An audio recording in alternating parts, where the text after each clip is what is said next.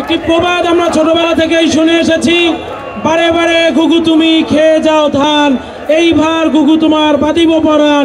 বিএনপিকে আমরা বাংলাদেশ ছাত্রলীগের পক্ষ থেকে বলতে চাই, বিএনপি নামক যেই ঘুঘু এই বাংলার মানুষের ধান যুগ যুগান্তরে কাল কালান্তরে খেয়ে এসেছে, এইবার বাংলার মানুষ গর্জে উঠেছে, বাংলার ছাত্র জনতা ফুঁসে উঠেছে।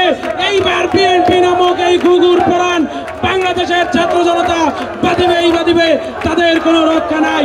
আজকে আপনারা দেখতে পাচ্ছেন হরতালের নামে যে নৈরাজ্য অপ্রীতিকর পরিস্থিতি সৃষ্টির চেষ্টা ওই বিএনপি নামক একটি সন্ত্রাসী দল করে চলেছে, তার বিরুদ্ধে কিন্তু সারা বাংলাদেশের জনগণ অভূতপূর্ব সাড়া ফেলেছে।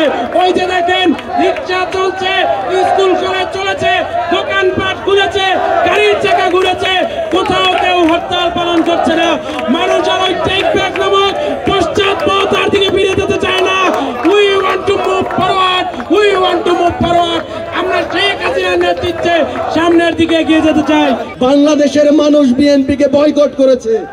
গতকালকের এই আন্দোলনের নামে তাণ্ডব চালানোর যে পরিকল্পনা বিএনপি করেছিল তা নস্যাৎ হয়ে গেছে।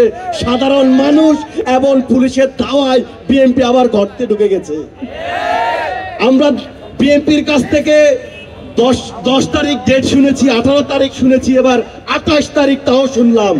আমি জানি না এরপরে বিএনপি যদি নতুন ডাক দেয় 32 তারিখে আন্দোলন হবে, তখন কি হবে। আমরা অপেক্ষায় আছি বিএনপি সে 32 তারিখের আন্দোলন ডাকার জন্য। সংগ্রামী সাথী ভাই ও বন্ধুগণ, বিএনপি যখন এই লজ্জাজনক কাজগুলো করেছে, এই সন্ত্রাসী কর্মকাণ্ডগুলো গতকালকে করেছে, তা ঢাকবার জন্য তারা হরতাল ডেকেছে, যা বাংলাদেশের মানুষ ইতিমধ্যে বুঝতে পেরেছে। বাংলাদেশের কোথাও বিএনপির টাকা হরতাল পালন করা হয়নি। বাংলাদেশে বিএনপির হরতাল মানে আনন্দ উৎসব, গাড়ি নিয়ে রাস্তায় বের হওয়ার মহাসমাবেশ শুরু হয়েছে। বাংলাদেশের মানুষ বিএনপিকে ভয় পায় না। বাংলাদেশের মানুষ বিএনপিকে কমেডি পার্টি হিসেবে জানে, যারা কমেডি করে।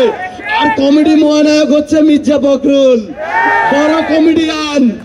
বড় কমেডিয়ানের নেতৃত্বে এখন বিভিন্ন ছোট ছোট কমেডিয়ানদের জন্ম হচ্ছে। ঢাকা বিশ্ববিদ্যালয়ের নেতারা নাকি পালিয়ে যাচ্ছে। কোথায় পালাচ্ছে? কই? ছাত্র দলের সভাপতি এবং সাধারণ সম্পাদক স্টেটমেন্ট দিয়েছে ঢাকা বিশ্ববিদ্যালয়ের ছাত্রলীগের নেতা কর্মীরা নাকি পালিয়ে যাচ্ছে। পালিয়ে কি পল্টন যাচ্ছে? পালিয়ে কই যাবে? পালানোর সুযোগ একমাত্র বিএনপিরই আছে, আর কারো নাই। এ দেশ আমাদের, এই মাটি আমাদের, এই মা আমাদের। সামনের দিনগুলোতে সতর্ক অবস্থান নেওয়ার জন্য আহ্বান জানাচ্ছি। আমাদের ছাত্রলীগের নেতাকর্মীদের দৃষ্টি আকর্ষণ করছি। আমাদের ছাত্রলীগের নেতাকর্মীদের উদ্দেশ্যে বলছি, সামনের দিনগুলোতে আমাদেরকে সতর্ক অবস্থান থাকতে হবে।